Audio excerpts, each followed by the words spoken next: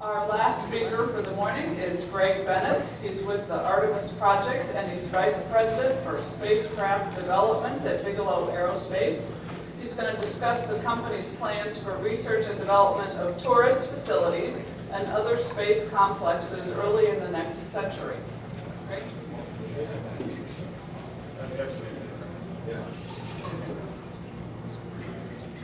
Well, that's what I was talking about yesterday.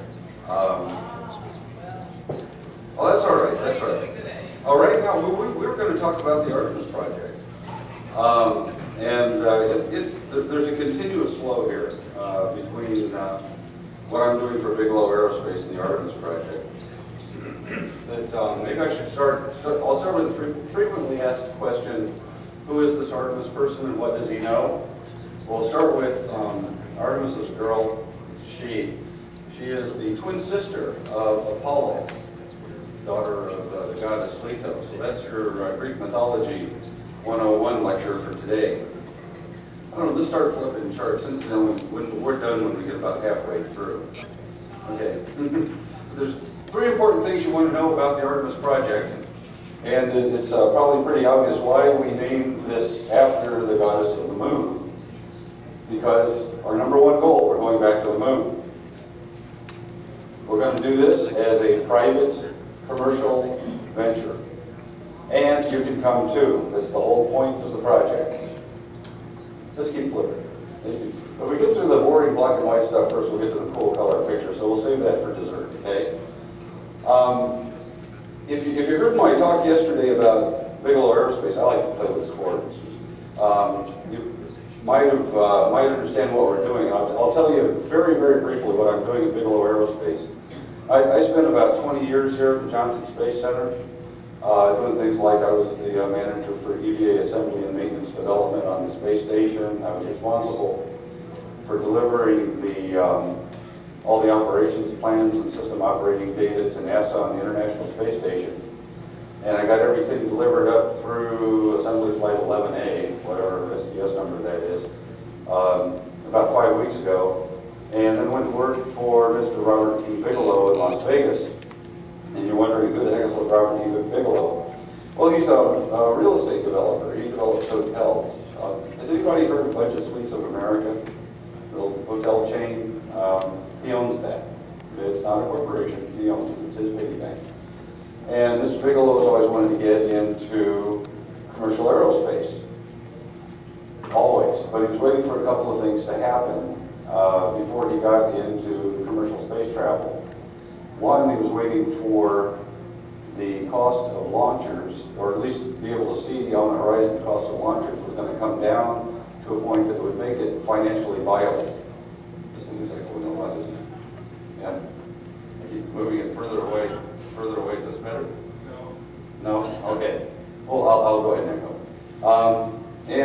We can see on the horizon that the price of commercial launchers is going to come down, and probably by maybe a factor of 20. Right now it costs about $10,000 a pound to get heavy freight up to orbit, and we probably will see within 7 to 10 years the price of a launch come down to $500 a pound, and maybe lower.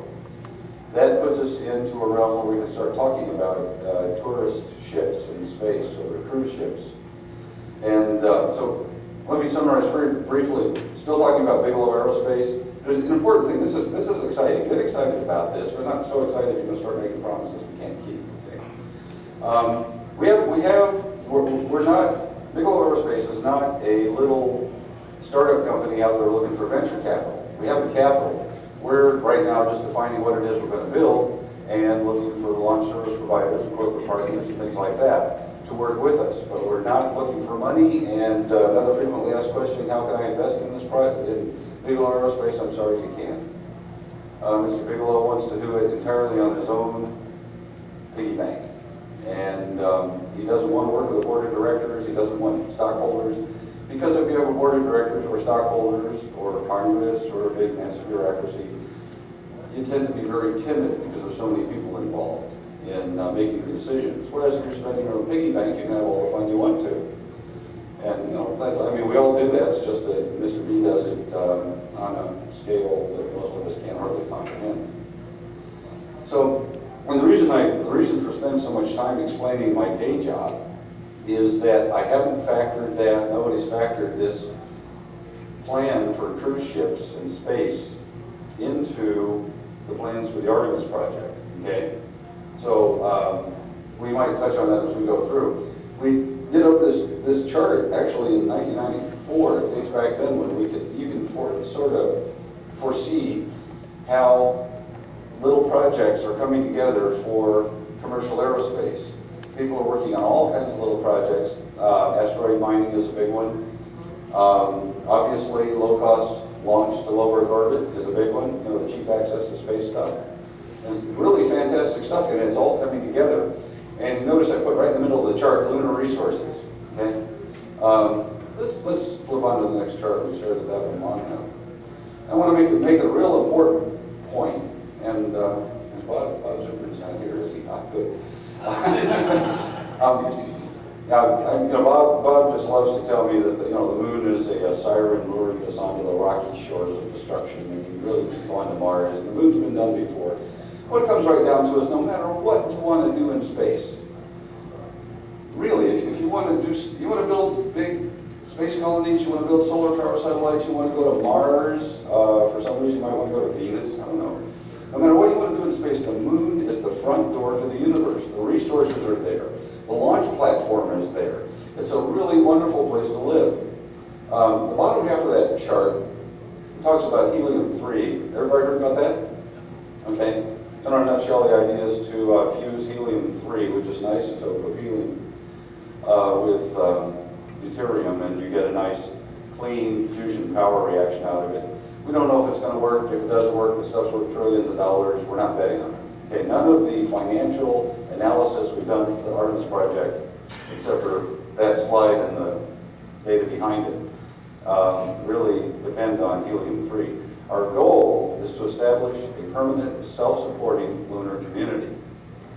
And let's keep flipping. Okay, big question. Why is NASA going to do all this? It's so great. I mean, if they can land a man on the moon, why can't they land a man on the moon? Well, this chart shows you one reason right there. This is the history of NASA's budget. It peaked back in 1978, 68. The year before Buzz landed on the moon. And that was part of the big driver there was the development of the Saturn V and the Apollo spacecraft. And it has been dropping down. I actually don't have the heart to show you what the chart looks like after 1995. But the trend continues. NASA is down to 1/16th its peak budget. That's one big reason NASA is not going to go back to the moon. And I am a proud member of the Mars Society and a strong supporter of Mars Direct and all those great things. I do not believe that NASA is going to even have the budget to go to Mars in our lifetime. Which means, if we're going to do it, we have to do it ourselves. That's a key point. Well, let me say something about that. Let's get off NASA's back. NASA is a government agency. Everything they do for political reasons. And politics is a pain in the neck, or worse. But keep in mind that politics is the only way we have to control our government. So if you find a government agency that's doing things for other than political reasons, then it's time to get worried. Okay? We've tried for more than 30 years to create a political reason for NASA to do what we would like them to do. Build places where we can go into space. It's just not going to happen. There is no political reason. There's not going to be a political reason for that to happen. Now that's the bad news. The good news, we can do it ourselves. That's the really great news. So let's keep flipping here. And talk about the Artemis project mission. Okay, we have our initial goal is to establish the core module of a lunar exploration base. After the exploration base, we start developing the resources of the moon. That leads to the development of cities in the moon and self-supporting cities, not depending on financial aid from Earth. Of course, they will be depending on imports, physical goods from Earth. But the lunar community can pay for itself. It's largely a closed economy. And what we want to do is, on our first flight to the moon, we want to send people. That old slide says a crew of 2 to 4, and I think we pretty much decided 3 is a good number. It was good enough for Apollo.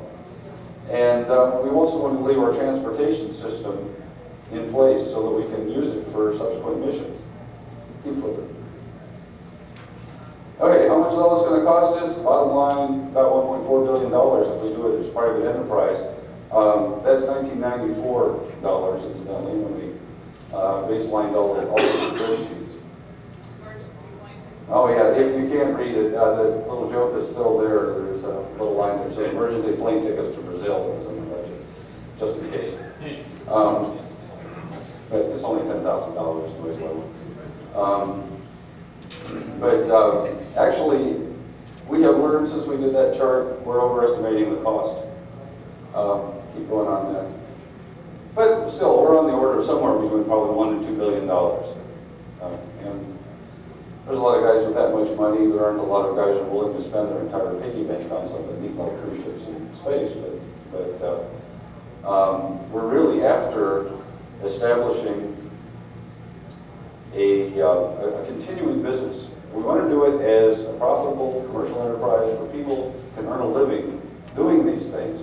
Because if people can earn a living doing it, they'll keep on doing it. If there are laws in the way, the Congress will fix the laws. We can count on it. Okay, how could this possibly cost so much less? Well, one key point is we already bought the tools with all the spacecraft that have gone before. Another big thing is you do it as private enterprise. First time we did this briefing in 1994 in the WestCon up in Seattle, Mary Ann Dyson, chairman of this convention, you all know Mary Ann, came in and she did the analysis of where does NASA's budget come from and where does NASA's budget go. And you find out all kinds of amusing things, like there's an entire directorate at NASA headquarters responsible for parking in Washington, D.C. Private enterprise doesn't have that kind of costs. Well, you could start that kind of bureaucracy in a private company, but it wouldn't be around for long if it did. There's just a tremendous overhead in doing business as a government agency. I know, I've been one for 20 years. And really, this is small business. You add this up, advertising costs over 10 years, and we qualify for kind of small business administration aid at this level of work. Let's keep flipping. Another key plot point, there are coming on the horizon, existing and flying today, in space right now, commercially developed manned spacecraft. Originally, when I first did the reference mission for the Artemis project, I based it on adapting space station modules to a lunar mission. And one of the vice president in charge of marketing, I think it was, for SpaceX, buttonholed me in the parking lot, dragged me into his office, sat me down, he said, "You're still an order of magnitude high in your cost. SpaceX can do that for 1/10 the cost. And it's a vehicle much better suited to the mission." Now, I don't know if you know it, but SpaceX was entirely commercially funded, commercially developed. And this thing exists, like I said, there's one in the shuttle payload bay right now, docked at the International Space Station. So, point taken. Okay, so where's the money come from? Some simple facts. Space is fun. To the average Joe on the street, probably to the average National Space Society member. Really, space is a form of entertainment. It might be the sort of entertainment that you get from really exercising their cranial corpuscles, but it's still a form of entertainment. And entertainment is big business. So is tourism. Tourism today is $1 trillion industry. It's the #2 export industry in the world. Energy is #1, the oil companies. But keep that in mind. Don't underestimate the economic power of just having fun. And boy, did I learn that moving to Las Vegas. And an entire city built with these incredible hotels and things. You got hotels modeled after New York City. You can drive down the strip there and drive past the Eiffel Tower and the Roman Colosseum. There's absolutely no redeeming social value to this. They built Las Vegas just to have fun, right out in the middle of the desert of all places. So there's the point. I'm using factoids on this chart. That the bottom line says that Disney plus ABC's profit in 1994 was $1.8 billion, which exceeded the budget for the International Space Station, billion-pound spacecraft. And the gross revenues, the reason it says Disney plus ABC was that was the year that Disney merged with ABC, American Broadcasting Company. And so now Disney is the largest entertainment company in the world, and they're bigger than NASA. Their gross revenues are bigger than NASA's budget. And that's just one company. Not the biggest one, but nevertheless just one company. And what's next?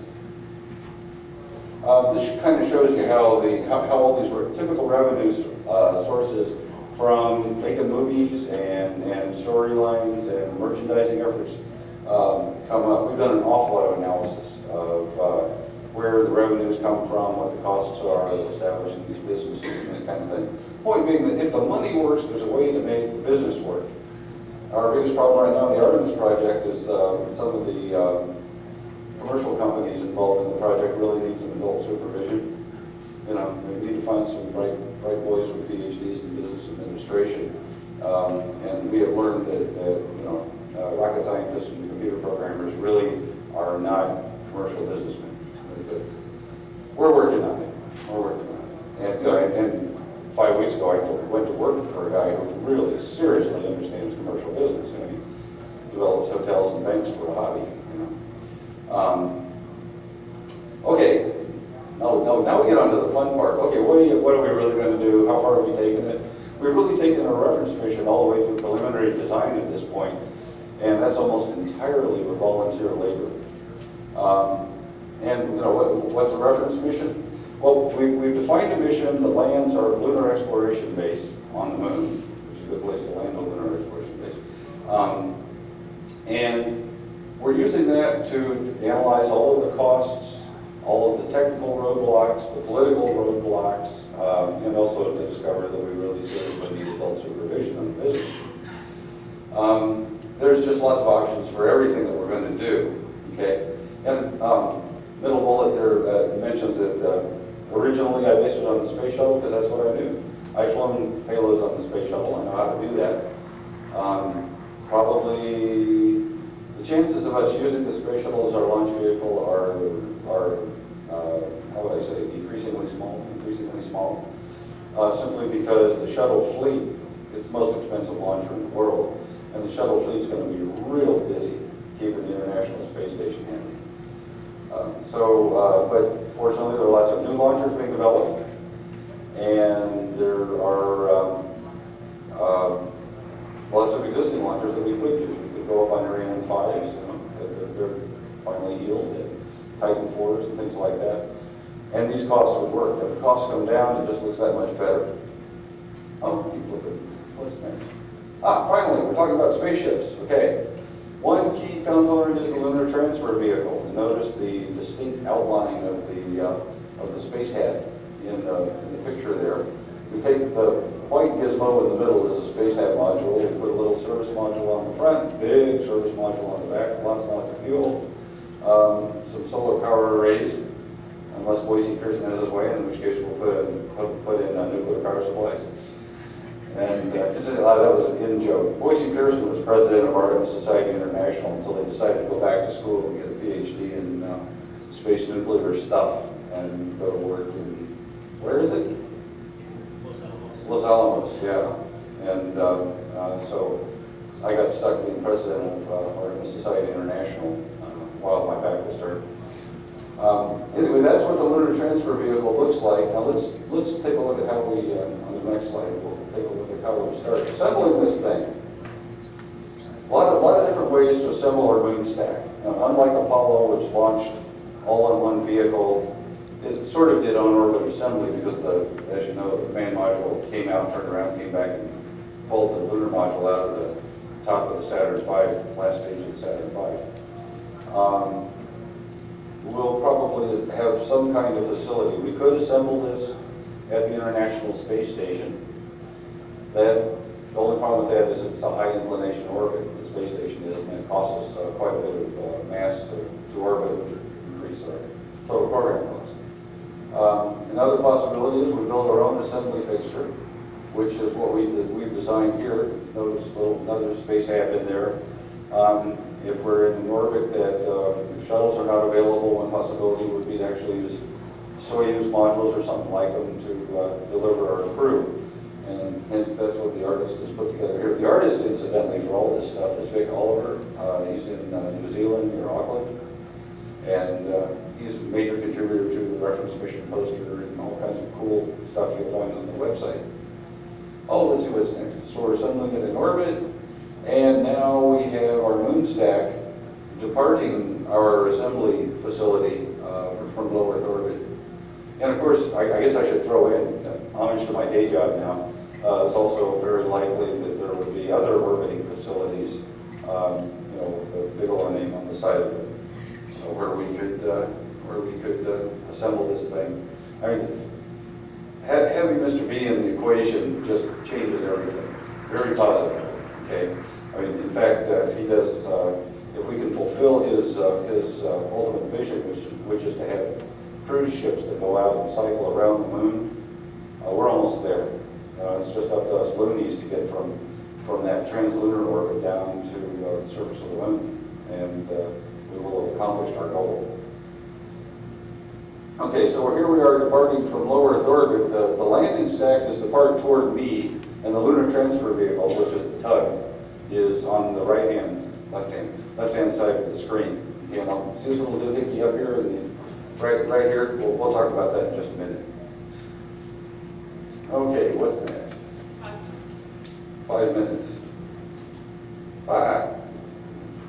I'm going to take a half an hour whether the hotel gets irritated with me or not. Yeah, all that too. Okay. Potential landing site off in the corner of Mare Crisium. Why? Because it's a great big dust bowl. Mare Crisium is, and great big dust bowls are full of solar deposited volatile elements, in other words, gases and things like that. It's a great place to mine. Great view. Lovely dozen other good reasons. One of the big ones. Notice this little picture here. Earth on the horizon. Big picture behind me. Earth on the horizon. That is a $1 billion view. And, artists always show Earth on the horizon above the moon, but of course if you go to any of the Apollo landing sites, Earth is up there, right somewhere in that sort of a area. And really what you want to do is get the Earth in the picture, because that, like I said, that's the $1 billion view. If you're going to make movies, or if you're going to build hotels, you want to be able to see the gaudy ball in the sky. So where are we going next? Okay, now if you were standing down there watching the really long lens on the telescope, watching the descent stack coming down, this is what it would look like. Another real pretty picture by Vic Oliver. And we will move along. Finally, we get our lunar base down onto the surface. It's laid out horizontal in this picture. It actually, with this part was rotated up on top of what's obviously a propulsion stage. When it landed, then we just kicked it over and crash landed it onto the moon. That's Vic's current plan. I thought we'd have to crank it down very neat and orderly until we sat down and did some analysis and realized that all you have to do is just give it a kick and let linear gravity pull it down, and it's only 1/6 G. Another close-up picture, essentially the same view. We're looking at the descent propulsion stage there. You can see the Earth reflected in the guy's visor. Now, how the crew gets back off the moon. Remember that little doohickus that was hanging off the side?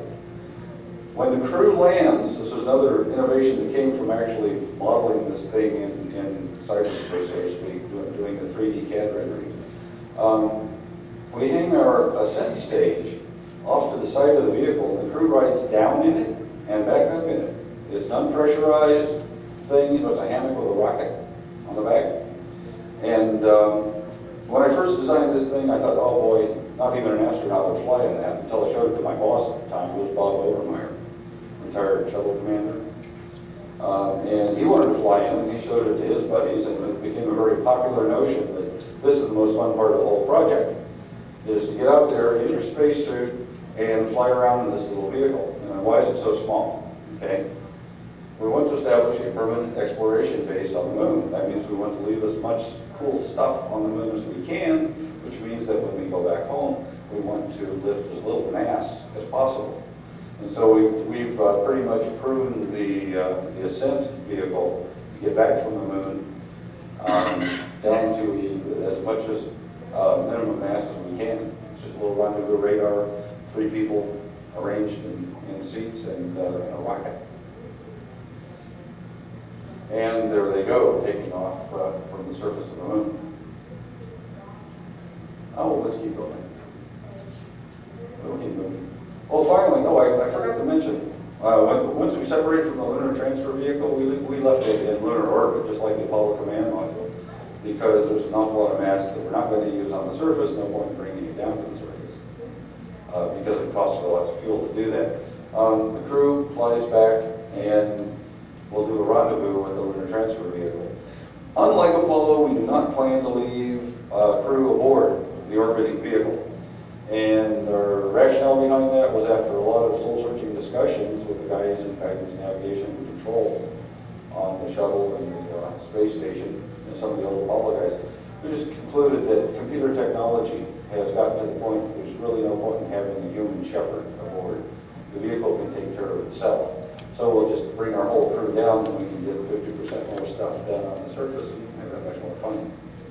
And obviously, after the crew has ingressed the vehicle, then they kick the tires, light the fires, and are on their way home again, back to rendezvous with wherever they started.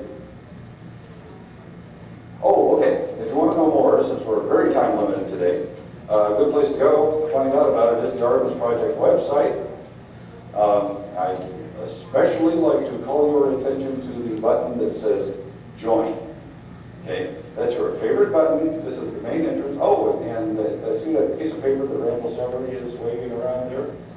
That's Randall Severy. He's the chairman of the Artemis Society's Leadership Council and of the Electronic Communication Technical Committee.